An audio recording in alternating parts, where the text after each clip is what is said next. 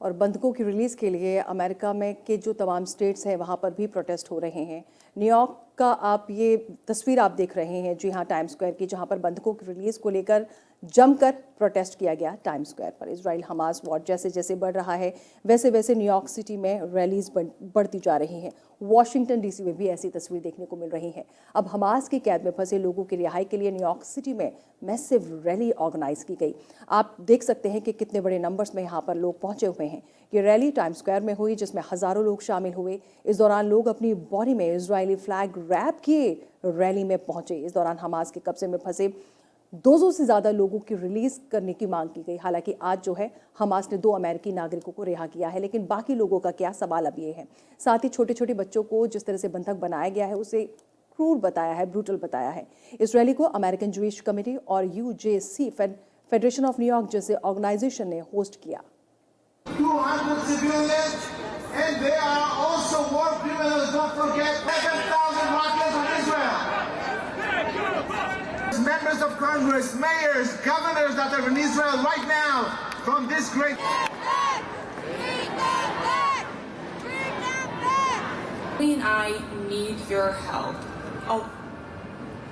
Alongside. You are not alone. America is with you.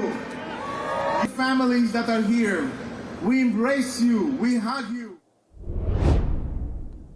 और वहीं New York से Jewish community relations के interim CEO Noam Gilbert ने इस मामले में क्या कुछ कहा है बंधकों को लेकर, ये देखेंगे। Terrorism. It should not be complicated to affirm the right of Israelis to protect themselves from these attacks, and it should not be complicated to demand the unconditional and immediate release of all the hostages from this terrorist group.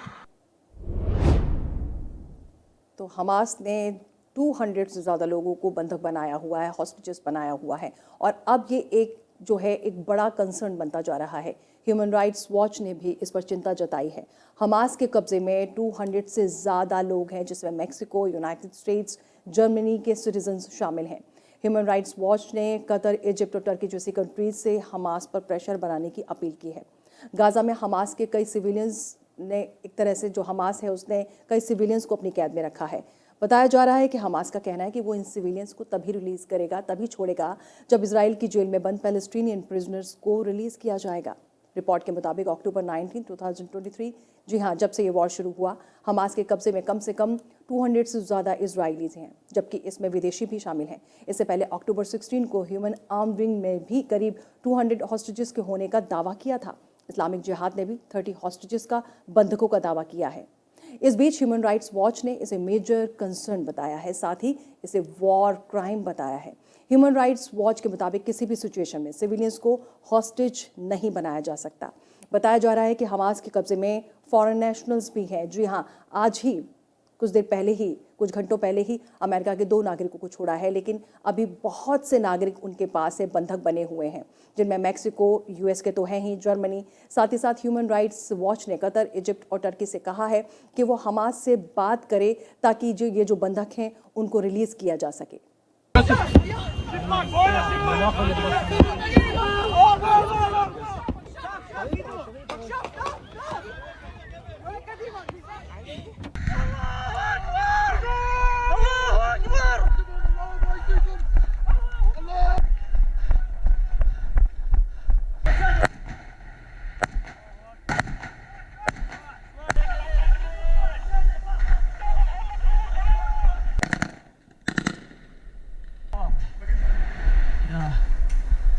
Ya Allah.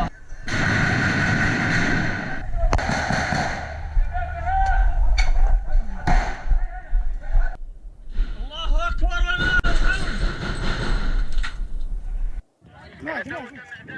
هاي يجيب بيجا خلوا انا يجيب بيجا يا اخوان هاي يجيب بيجا صار يوسف محمد اسمع ما تخليش معي امان لا تخليش جماعه امان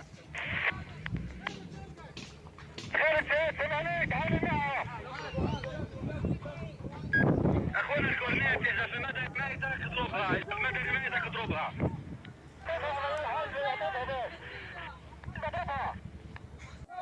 عندك 2 5 5 तो ये जो आपने visuals देखे, तस्वीरें देखी, ये आपको विचलित कर सकती हैं, लेकिन ये दिखाना इसलिए ज़रूरी था।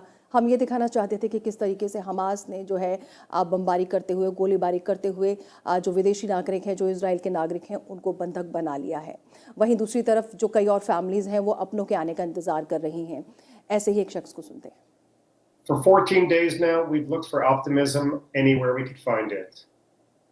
The irony of this whole situation, as we've talked about, is who in the world could have imagined 15 days ago any parent saying, "Thank God our child was captured by Hamas with an arm blown off, taken into Gaza, and that's good news." But we've taken some solace in that's good news. So everywhere we've been looking for optimism,